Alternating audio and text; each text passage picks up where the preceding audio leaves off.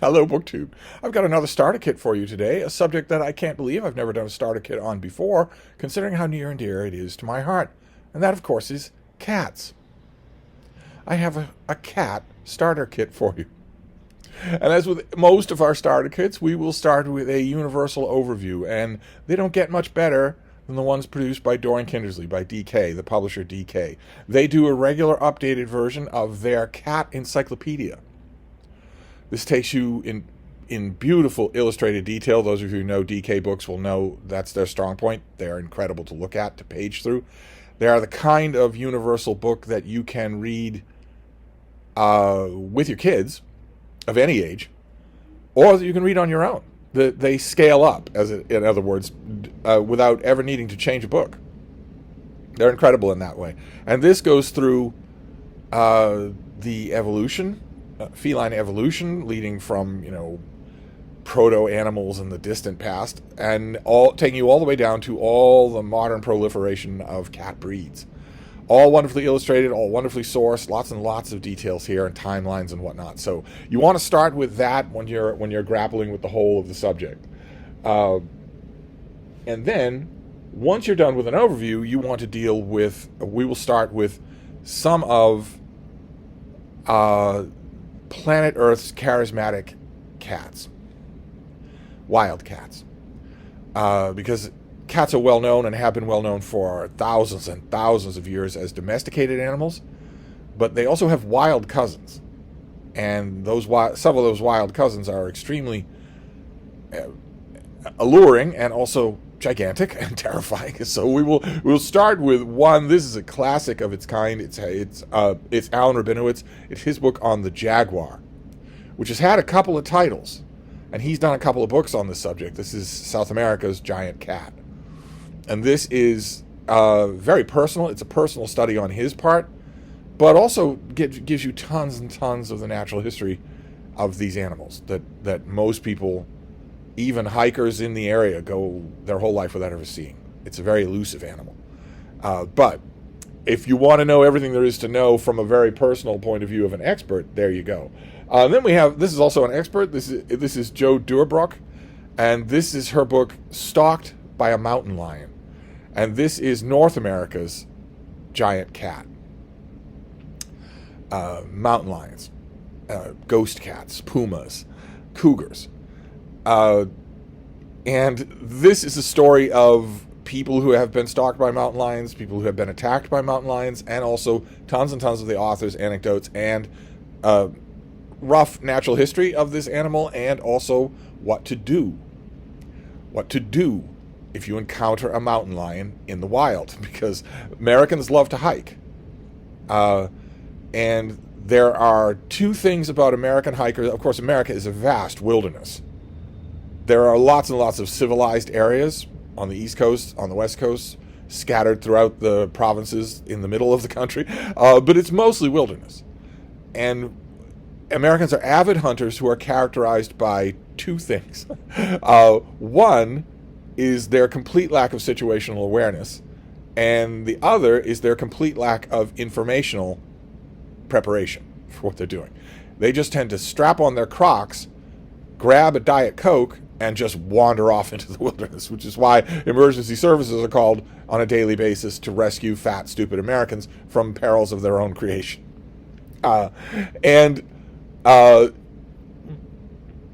Big fat beings who are mostly fat, who wander defenselessly into cougar country, are exactly what cougars lay awake at night dreaming about. Is that exact same thing. So this book is full of advice on what to do when you are in cougar country, when you are hiking in cougar country, or God forbid, as some people do in the northern parts of the West Coast, jogging in cougar country. Good Lord. Prey runs. What are you thinking? These animals get to 130, sometimes 150 pounds. They're solid muscle. They are lions. It's important to remember. They're not just some tiny-headed version of the creature that you get on the African plains. They're lions. And cougars are ambush predators.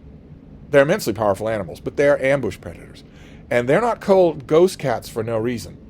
It is amazing how quickly and how thoroughly they can disappear right from your sight while you're looking at them. Incredible. Rivaled only by polar bears. So, when you are out hiking, if you encounter a cougar just straight on, one happens to run at you or walk at you, well, that is almost never going to happen. Everybody has a cell phone now, so you will see footage of that on YouTube, but it's almost never going to happen. And if it does, you want to take the standard protocol here that you do with a black bear. Make yourself big. Make yourself noisy. If you have a windbreaker on, take it off and lift it up over your head, stretched between two arms. Make yourself look enormous. A mountain lion is an apex predator. An apex predator is not going to want to risk a confrontation with a large animal that it doesn't recognize. It's not going to want to do that. You can talk to a mountain lion if you want. It's standard procedure to talk to a bear if you encounter it in the wild, because bears are fairly dumb, and they're going to know if you start talking to them, they're immediately going to remember, oh wait, nothing else talks to me. So now I'm weirded out even more. Mountain lions are a lot smarter than that, so talking to them isn't really, I mean, you can make noises, you can yell to intimidate them, but talking to them saying, good mountain lion, that's not really going to help you at all. But that is in the instance where you encounter one of these things straight on, and that's almost certainly not going to happen. What's going to happen instead is that the mountain lion is going to jump on you. It's going to surprise you. These animals like their ideal predation situation is to be ensconced invisibly above the plane of motion of their prey. That's their favorite thing to do. So if you're walking or jogging, I guess, Californians, if you're jogging along a mountain path and you are skirting on your right-hand side an escarpment of rock with maybe branches and whatnot, and you know that this is part of a massif and that the trail goes on for a quarter of a mile before you round out to flatter ground, you would be insane not to scrutinize that, because that is exactly what a mountain lion wants. They want to hide themselves on those rocks and jump on you as you run by. Now, 130 pounds as a cat, to me, that strikes me as just the stuff of nightmare fuel, something out of H.P. Lovecraft. But it might not strike you as much, since bears can be 400 pounds. But nevertheless, you get 130 pounds of solid muscle hitting you between your shoulder blades, you're going down. You're going to have the wind knocked out of you. And that's all that a mountain lion wants. It's going to break your neck. It's going to bite your neck right at the base of your skull and eat you at its leisure. That's what an ambush predator tends to want to do. They don't want to fuss. They don't want to fight. They especially don't want a slugging match with anyone. So they're going to do that. Same thing with if you are hiking along a trail and you notice that up in the distance, maybe the trail is vertical. So there's the right-hand side goes up above you and the left-hand side goes down below you. Either one of those is perfect. Mountain lions prefer attacking from a height, but they'll attack from below a trail too. As long as you've taken 10 steps past them and you don't know they're there, they'll take that, definitely. And also, trails like that can have heavy foliage hanging over them. It looks really picturesque, but that foliage could easily support the weight of a mountain lion, which will then be over you when you're walking under it. The key that I'm trying to point out here is that most of the people who get attacked by mountain lions have served up the opportunity for that attack on a silver platter, which most bear attack people do not. A bear will go to attack you if it wants to. A mountain lion almost never will. Almost never. Usually it's that you've served yourself up by simply having zero situational awareness. You should be paying attention when you are in mountain lion country, because the old saying is absolutely true. This is actually true in suburbs as well. On the East Coast, the upper Midwest, the lower Midwest, all over the West, the old saying is absolutely true. You don't see the mountain lion, but the mountain lion sees you. It's incredible. But anyway, this book is full of advice like that. It's really, really good. I think the best book on the subject. Then we have Soo-Young Park. This is a great book, The Great Soul of Siberia, about what was, I guess, now formerly called the Siberian tiger, now called the Amur tiger. The Siberian tigers just in general are enormous. They're 3 times as big as mountain lions and immensely more powerful than a mountain lion, immensely more. And Siberian tigers are the biggest of them all. and the rarest of them all. And this book is, again, a wonderfully personal account of investigating them, trying to find them, and trying to pull them back from extinction. And it's terrific. Absolutely terrific book. Your library should have a copy. It's well worth your time to search out.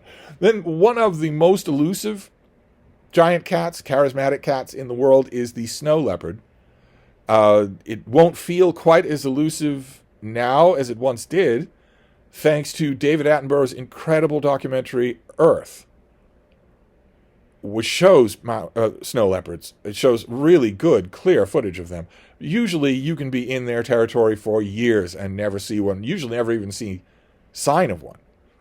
And that elusiveness is part of the narrative machinery that fuels Peter Mathiassen's The Snow Leopard, one of only a handful of actual classics involving cats that will be on our list today. The books that I've shown you so far are wonderful. You should definitely give them a try, but this is an actual literary classic in Penguin Classic line and destined never to die. Very similar to this author's book about great white sharks in that the title animal almost doesn't make an appearance in the book. You won't mind. You absolutely won't mind. This is a great writer, and this is one of his greatest books. But it taps into the mystique of these animals that can live apparently in the middle of a barren Arctic wasteland. They still manage to do it and still manage to achieve size. And then when it comes to natural history classics, The Snow Leopard is a natural history classic. None of the other books, they're all good, but they aren't destined to be classics. The Snow Leopard is, and when it comes to giant charismatic cats of the world, there is another classic that has had 50 million copies printed. Once upon a time, it was a Bible of an entire generation. I don't know that people read it anymore, but it's Joy Adamson. It's Born Free. Her book about getting to know a pride of lions and one lioness in particular. And these are African lions. They tend to be much bigger and much more powerful than American lions, and they tend to be much more communal. Except when they are adolescents, it's unlikely that you'll find two mountain lions in America together. Whereas the lions in Africa have the disconcerting habit of grouping together, which makes them even more terrifying. They are terrifying even when they aren't trying to be. Lions don't have any interest. Most lions don't have any interest in menacing humans. There's a small group of them that in a certain part of Africa that have habituated themselves to eating humans because humans have desperately crossed a wartime border straight through lion territory, completely defenseless. That's the sort of thing that you have a meal, it's very easy, you can get used to the taste, and that's the sort of thing, because it's so easy, that you will teach to your cubs. But otherwise, normally, no, lions don't want anything to do with you. Most of these cats don't want anything to do with humans. Most animals on Earth don't want anything to do with humans. Humans are accursed. Most animals that have never seen a human will run from it at sight. Hate the smell of it, hate the look of it, can sense the evil coming off humans in waves. And lions are the same way. They usually don't want anything to do with you, but even when you're around them, and they don't mean to be, they can still be frightening. It is a terrifying thing. When you were in a camp, even a relatively secure camp, and you hear a group of lions walking by in the dark outside in the Masai Mara, the noises that they make, the low moaning huffing that they make is terrifying. It reverberates along the ground for miles. And that's when they're not even trying to be frightening. This book takes all the fright out of them and is marvelous. I've read this a couple of times, but I wish I could find a nice hardcover copy and read it again. It's been too long. And then you would think that we'd be mostly done with charismatic cats, but no. One of the most charismatic cats in the world is not in the world anymore. One of the most charismatic cats that you could read about has been extinct for a long, long time, and that is the Smilodon, the so-called saber-toothed tiger. A very big cat from the Pleistocene era that had gigantic fangs, a wide range. Who knows what it would have been like for primitive man to encounter these things in the wild. There's an anthology from, I think, about 20 years ago called Smilodon, the iconic saber-tooth. It's edited by Lars Wetterlin, H. Gregory MacDonald, and Christopher Shaw. And that's the cover, an old-style diorama. Of course, you know which side I'm on when it comes to that cover. But this takes all the latest experts different essays on different aspects of what we can piece together of these animals, their life and their range, and also their end. With a lot of the specialists here taking the usual line when it comes to the end of Pleistocene megafauna, of, it was changing climate, and all of a sudden that couldn't support, and the sage lands were disappearing, and all of a sudden it was a little colder and whatnot. And none of that is true. None of that is true. That is just scientists. Scientists always bat for the home team. So they always do that. They always say, well, we don't really understand what happened to these things. We don't really understand what happened to all the other species of humans. We really don't. I mean, sure, Homo sapiens sapiens moved into that area, and in an eye blink of geological time after that, every megafauna species, including all the other humans, were all dead. Sure, that's true, but that's surely a coincidence. Yes, that happens everywhere that Homo sapiens sapiens go, but that's just a coincidence. Surely it's the climate. Surely it's the type of grass. And they say this even about all the extinct human species, when almost all the skulls we have of those extinct species have traumatic head injuries. Yeah, that's exactly what lowered rainfall does. It causes traumatic head injuries. But anyway, that's a subject for another starter kit. This is probably some of the cutting edge stuff here is a little outdated, but it will still give you all the grounding that you need on a famous cat, probably the first cat that you knew by name if you didn't have one in your own home. And speaking of having them in your own home, for some godforsaken reason, thousands and thousands of years ago, probably 10,000 years ago, maybe a little bit less than that, humans decided the cats that we have in the granary bin to kill mice and rats, the ones that in ancient Egypt, the ones that we have in the granary bins to kill snakes, what those cats that are savage, we don't know anything about them, we don't know where they find their mates, we don't know where the kittens come from, we only keep them because they do us good, and otherwise we consider them cursed. At some point in the past, humans decided maybe they'd make good pets and brought them inside to live in the house. Now, in all that time, keep in mind, that is a fraction of the time that dogs have been domesticated by humans. Dogs are domesticated by humans before humans were human, and have been there every step of the way. Cats are much, much later than that, and yet, from the moment of that decision to the present day, no cat has, in fact, ever made a good indoor pet. They have never changed. They have never adapted. That has never proven to be a good idea. It has been demonstrated over and over again to have been a horrible idea. And yet, because they're hanging around the house all day, because they've hit the jackpot, they know that unlike dogs, they don't have to do anything. So they can just hang out on the windowsill, bathing up the sunlight. You're still going to feed them. You're still going to give them plenty of water. You're still going to comb them and get rid of their hair. You're still going to pick up their poop when they poop in a box inside. And what's your payment for all that? They'll savagely claw and bite you. Once cats started being, in other words, fixtures of indoor furniture, humans started loving them and writing about them. So that's the next section of this starter kit, is books like that. And I don't know if it is spores that spring out of cat feces and cat urine that warp the brains of some people, or whether or not it might be supernatural. I mean, the Egyptians thought that. The witch persecution crazes thought that. I'm not willing to rule it out. I don't know what spell these things cast over their owners. But their owners tend to fall rhapsodically in love with them, and some of those owners have been writers. And you never know. It's not the dumb writers. It's some of the smartest writers. You never know. It doesn't matter. You never know who's going to fall.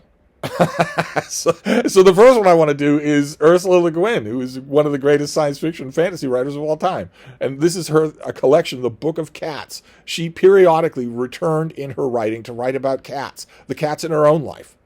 The ones lounging on the windowsill, the ones terrorizing the puppy, the ones savagely attacking her hands or her feet or her shins. And such is the allure of her prose that this is a book worth having. Definitely a book worth having. She's quite poetic on the subject. Same thing with this next one. This is by May Sarton, who is every bit as good a writer as Ursula Le Guin, but is largely in the process of being forgotten, unfortunately. And she wrote a book about her own cat, the fur person. She, for some reason, did not call this the fur demon, but the fur person. But the fur person described in these pages isn't much of a person, unless maybe John Wayne Gacy or some other axe-wielding serial killer. The fur person described here is May Sarton goes out of her way to try to make this creature sound lovable and cuddly. Anyway, it's beautifully elegant prose. So it's well worth your time. And same thing with this next one. This is the great writer Tanizaki, who wrote a novel, a weird little novel, called A Cat, a Man, and Two Women, in which a woman loses everything in her personal life. She loses it all. And the only thing she cares about, the only thing she cares that she lost, and the only thing she wants back is her cat. Which again raises the question, is it some sort of spore from the cat feces that you're breathing in all day long, or is it something supernatural?